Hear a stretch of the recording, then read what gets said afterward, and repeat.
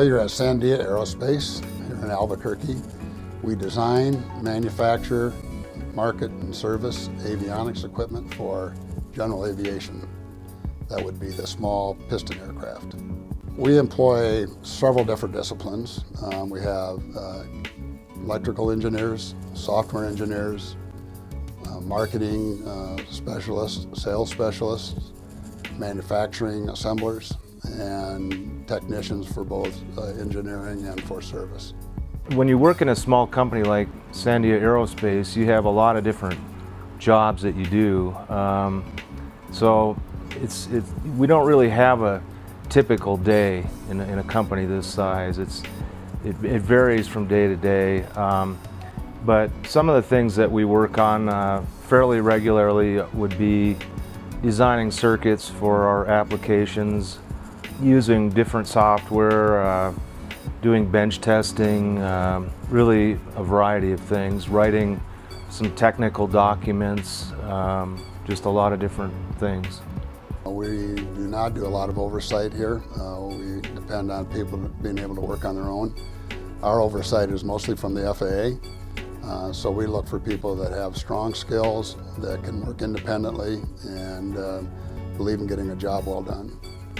Knowing that our products are very important in the aviation, people rely on these every day, so they have to be very quality-minded. You have to be very detail-oriented. You know, I mean, this is very critical.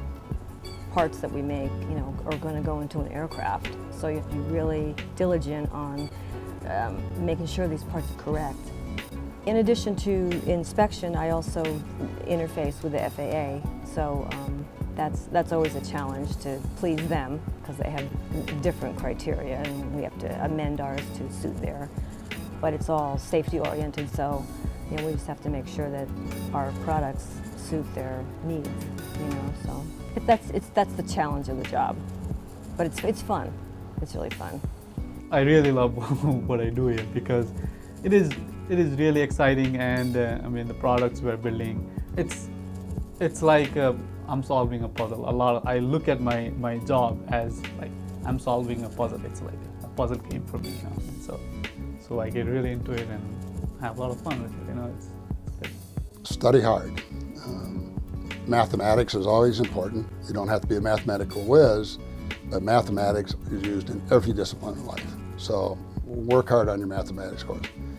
Learn your English. You have to communicate with people. Really work on that. That's very, very important. Read. You learn an awful lot from reading. If you work with your hands and in shop, that's a great opportunity, because in our industry we do a lot of work with our hands, not only our heads, but our hands as well. As far as like electronic assemblers and technicians, I think, you know, to go and get an electronics associate's degree in electronics at technician, that'd be a good start. If you are interested in research and development, then definitely go and get your bachelor's degree. What they need to have is a lot of basically electronics. That's the main thing. You know, the big thing is like, look at yourself, I think, and to be an engineer, to be an effective engineer, it's a huge field, and you basically have to be very curious. It's not necessarily about how smart or how much you know, it's about how curious you are and how much of that you see around you and you remember and can use. It's not really like just your own curiosity. I think you have to be a very curious type person to be an effective engineer. General aviation is not a huge industry compared to, say, the automotive, but it's larger than the airline industry. We have more aircraft in general aviation than we do in airlines. There's jobs anywhere, whether you want to be an engineer, or you want to be a technician, whether you want to be an assembler. We pay well. There's jobs in every state in the union and almost any city in the union. And the growth potential is great. You don't have to be MBA to do well in this industry. We just look for high quality, skilled, hardworking individuals, and you can write your own ticket.